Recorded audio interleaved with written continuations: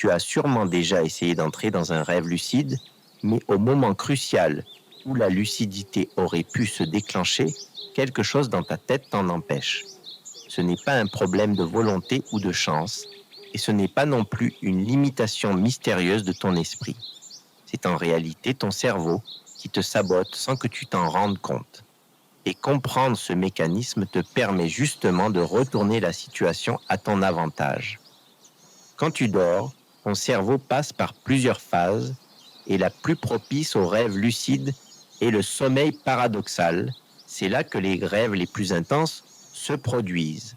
Dans cette phase, certaines zones de ton cerveau sont actives, celles qui gèrent les images, les émotions et les sensations. Mais une zone essentielle à la prise de conscience, le cortex préfrontal, responsable de l'analyse logique, de la conscience de soi et du jugement, est généralement moins active lorsqu'on rêve normalement.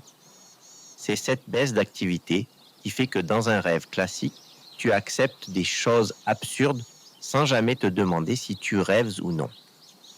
Pour devenir lucide, il faut donc que cette zone préfrontale se rallume suffisamment pour que tu prennes conscience de l'absurdité du rêve tout en restant dans cet état onirique. Mais le cerveau n'aime pas les états instables. Il préfère l'ordre, la prévisibilité et la sécurité. Quand une partie de toi commence à revenir à l'état conscient, tout en étant encore plongé dans le sommeil, ton cerveau perçoit ça comme une anomalie et va automatiquement réduire cette instabilité pour revenir vers un sommeil plus normal. En d'autres termes, il te ramène vers l'éveil ou un rêve non lucide simplement parce qu'il préfère l'équilibre et la routine. Ce phénomène explique pourquoi beaucoup de pratiquants se retrouvent à la limite de la lucidité, parfois même entièrement conscients qu'ils rêvent, juste avant de perdre cette conscience. Au lieu de cultiver cet état, ton cerveau réactive instinctivement des processus qui favorisent l'endormissement classique ou le réveil, et tu perds l'accès à la lucidité. Un autre aspect à comprendre est l'effet qui se produit lorsque tu commences à penser consciemment trop tôt. Tant que ton esprit reste dans un mode exploratoire et sensoriel, sans trop analyser, tu es plus à même de rester dans le rêve lucide. Mais dès que tu te mets à réfléchir, évaluer, à te demander est-ce que je rêve vraiment ou qu'est-ce qui se passe, c'est comme si tu allumais trop fort la lumière de la conscience avec le cerveau encore endormi. Le cortex préfrontal sature et ton système de régulation interne l'interprète comme un signal de réveil. Ce réflexe automatique, analysé trop vite, est une grande cause d'échec chez nombre de débutants, mais aussi chez des rêveurs expérimentés.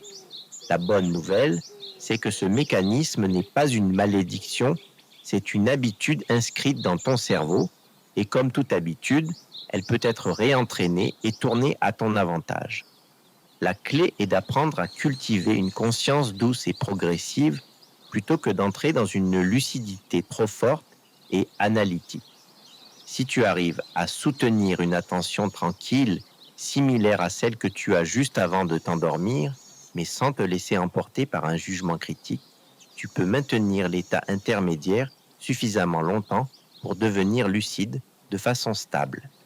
Concrètement, cela veut dire apprendre à observer plutôt qu'à analyser, à ressentir plutôt qu'à décortiquer.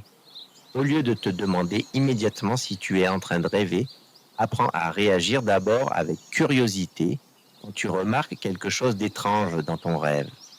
Cette curiosité douce agit comme un pont entre le rêve et la conscience sans déclencher la réponse de normalisation du cerveau. Entraîne aussi ton esprit à rester présent et sensitif, un peu comme on le fait en méditation, sans essayer de forcer la lucidité par des pensées logiques.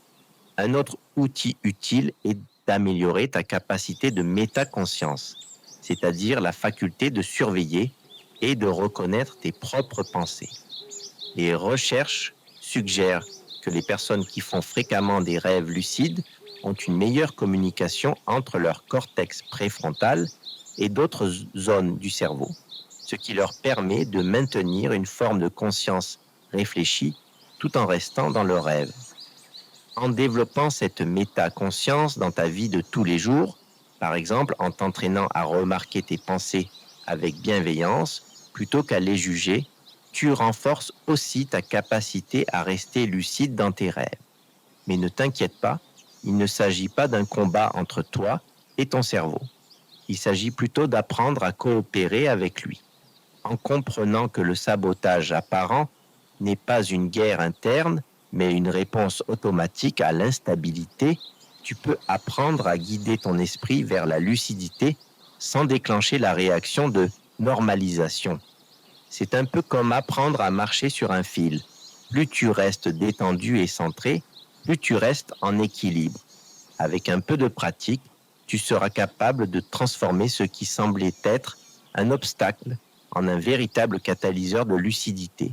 Et chaque nuit deviendra une opportunité d'explorer ton monde intérieur avec conscience et sérénité.